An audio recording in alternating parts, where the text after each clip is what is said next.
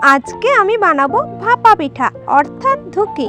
তো বন্ধুরা আসসালামু আলাইকুম, তোমরা সকলে কেমন আছো? আশা করি খুবই ভালো আছো। ভাপা পিঠা হলো এমন একটি খাবার যেটি প্রত্যেকটা মানুষই খুব পছন্দ করে। কুয়াশায় ঘেরা শীতের সকালে গরম গরম ধুকি অসাধারণ ব্যাপার একটি।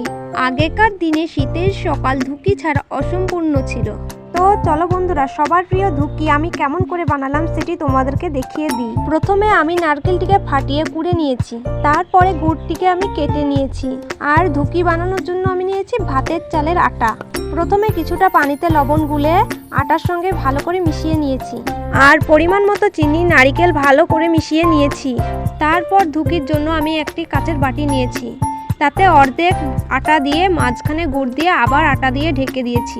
এবার লাগবে একটি ন্যাকড়া দিয়ে ধুকিটা ভালোভাবে ঘিরে কলসির মধ্যে ভাপাতে বসিয়ে দিয়েছি। শীতের সকালে ধুকিগুলি খেতে অসাধারণ লাগলো। তো ঠিক আছে বন্ধুরা, আজকের ভিডিও এই পর্যন্তই ছিল। আর আমার ভিডিও তোমাদের যদি ভালো লেগে থাকে একটি লাইক দিয়ে চ্যানেলটিকে সাবস্ক্রাইব করতে ভুলো না।